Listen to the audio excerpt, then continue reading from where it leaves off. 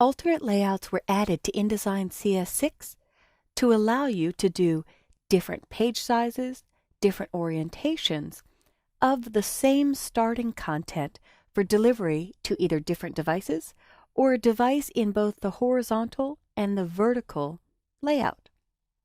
Right now, I started this document as an iPad.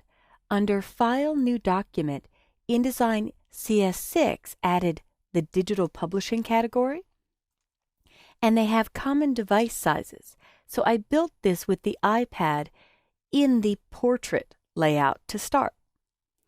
I'm going to hit cancel here, and you'll notice it named my layout iPad V for vertical.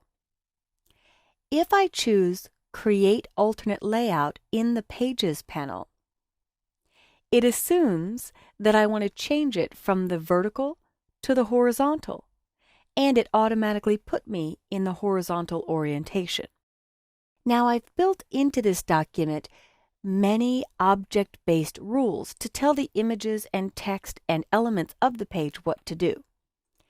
If you haven't built those and you just choose something simple like scale and I hit OK, and I double-click on my horizontal layout, it's scaling everything to fit there, but I'd have a lot of work to do to really make my content ideal for this orientation.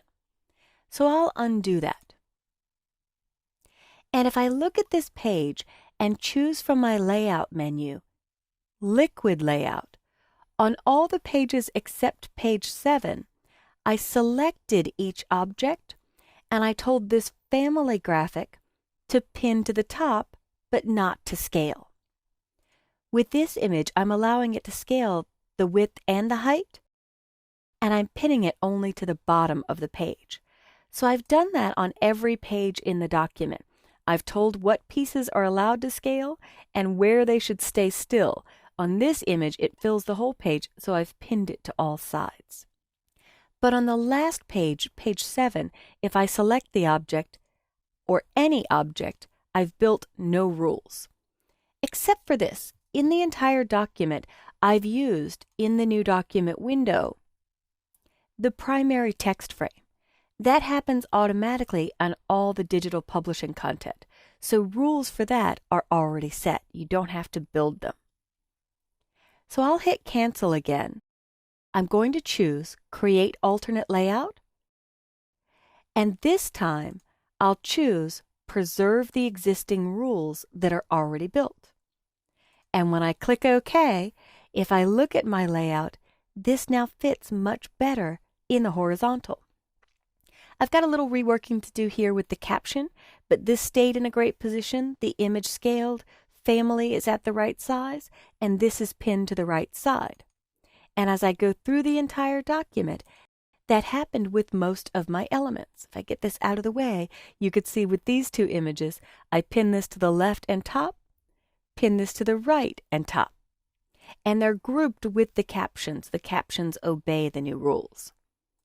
But as I look at page 7, I didn't set up good rules for this. And because this is an automatic text frame, it actually flowed onto page 8 because the rules weren't set up. It didn't scale well. So I'm going to come back and undo this and build some better rules for page 7. On this text box, I don't need to pin it to all sides. To me, it's most important that it stay on the right margin and the bottom margin.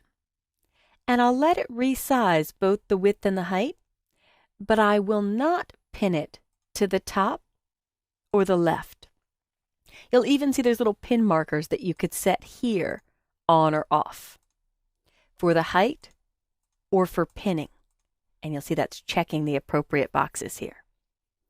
For this image, I want to allow it to resize both the width and the height, and I'll pin it to the top, left, and right, but the bottom I'll allow to scale. With this group, I will pin it to the left only, and I don't want it to resize. I want it to stay the same size.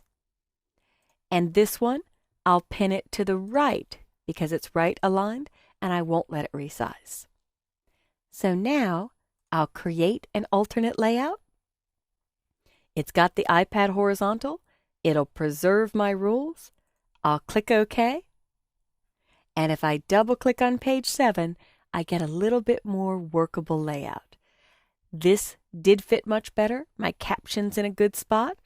I did lose a little stacking order here, so I'll go to my selection tool, select this image, bring it to the front, and choose Fill Frame Proportionally. In fact, I could have done auto fit for the content, and that would have saved me that work. Let's try it again. I'm going to undo until I'm back out of there. And on page 7, I'll select this image and choose auto fit. And then create alternate layout, preserve the existing rules, and click OK. Much better. If I double click here, that is now auto fitting to the page. I still need to bring it to the front.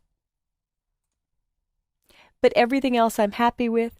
I could also resize it or center it if I want to change the position.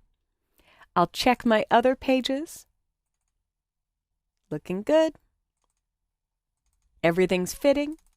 And the last thing I'll do is correct the cover for this caption and just use my down arrow key to move it into place. And now I've got a finished file that's ready to go in both a horizontal and vertical iPad layout using the new alternate layouts that build both orientations all into one file.